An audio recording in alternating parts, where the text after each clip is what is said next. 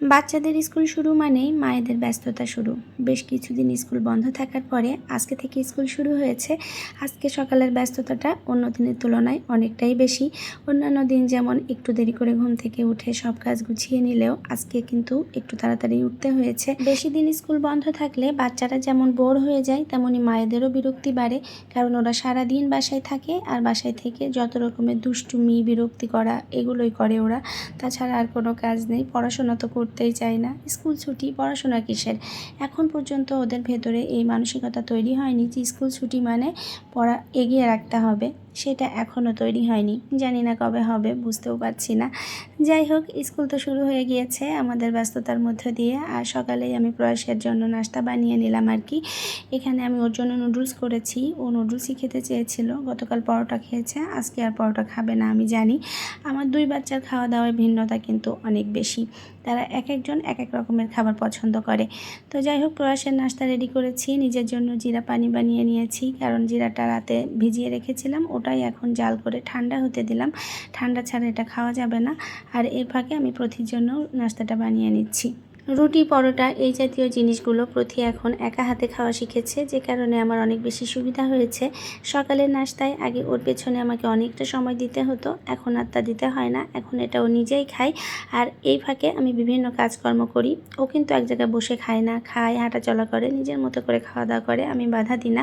ও ওর মতো খাওয়া দাওয়া করছে, আর আমি ভাবলাম বেডশিটটা একটু চেঞ্জ করে নিই। বেডশিট চেঞ্জ করলে কিন্তু দেখবেন রুমের লুকটাই চেঞ্জ হয়ে যায়, আর মনের মধ্যেও একটা ফ্রেশনেস কাজ করে। সকালের এই ঝামেলাটা যদি পার করে ফেলা যায়, তাহলে সারাটা দিন কিন্তু খুব ভালো কাটে। দেখা যাচ্ছে আর কাজের কোনো চাপ নেই, তখন রিল্যাক্সে বসে থাকা যায়, যা ইচ্ছা করা যায়। আমার তো তাই মনে হয়। তো এই কারণে ইদানিং আমি সকালবেলায় কাজকর্মের চাপটা রাখি, সারাদিনটা যেন একটু শান্তিতে কাটাতে পারি, এই আর কি। নর্মালি পাবদা মাছটা আমি ভেজে রান্না করি না, এটা কাঁচাই আমি হাতে মাখা বা ভুনা করে রান্না করি। আজকে কেন যেন মনে হলো একটু ভেজে সবজি দিয়ে রান্না করে নিই। আর এ কারণে মাছগুলোকে আমি একটু ভেজে নিচ্ছি। খুব বেশি ভাজিনি, একটু হাই হিটে 2-1 মিনিটের জন্য ভেজে নিয়েছি। আর এখানে আলু দিয়ে রান্না করব, তো আলুগুলোও একটু ভেজে নিচ্ছি। লবণ আর হলুদ দিয়ে আমি আলুগুলোকেও একটু ভেজে নিয়েছি, যেন তরকারির টেস্টটা ভালো আসে। আর এখানে আজকে কোনো বাটা মশলা ব্যবহার করিনি। পেঁয়াজ দিয়েছি, হলুদের গুঁড়া, মরিচের গুঁড়া, জিরার গুঁড়া, লবণ, সাথে একটা টমেটো দিয়েছি। এই টমেটোটা যখন একদম গলে যাবে, তখন কিন্তু একটু মাখা মাখা হয়ে আসবে, আর ওইটার গ্রেভিতেই তরকারিটা রান্না হবে। আজকে কোনো বাটা মশলা ব্যবহার করতে ইচ্ছা করলো না। তরকারিটা কষানোর জন্য আমি এখানে অল্প পরিমাণে পানি দিয়ে ঢাকা দিয়ে দিয়েছি। আর এদিকে প্রয়াস স্কুলে যাবে, তো প্রথি ওকে ডেকে ঘর থেকে বের করছে যেন তাড়াতাড়ি বের হয়।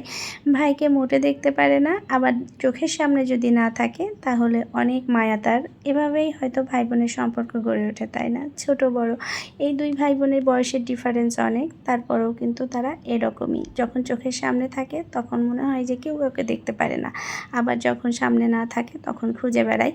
তো যাই হোক, ওদিকে আমার রান্নাও হয়ে গিয়েছে। আমি একটু জিরার গুঁড়া ছিটিয়ে নামিয়ে নিয়েছি, ভাজা জিরার গুঁড়া আর কি।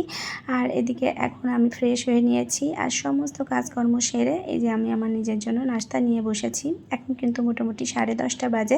তো আমি খেতে বসলেই প্রথিত চলে আসে আমার কাছে, ওকেও একটু খাইয়ে দিলাম। দেখলাম যে খাচ্ছে আর কি, নিজে নিজে খেয়েছে, তো তখন হয়তো পেটটা ভরেনি। নাস্তা করতে করতে আপনাদের কাছ থেকে বিদায় নিচ্ছি। দেখা হবে অন্য কোনো ভিডিওতে। ততক্ষণ পর্যন্ত ভালো থাকুন, সুস্থ থাকুন। আল্লাহ হাফেজ।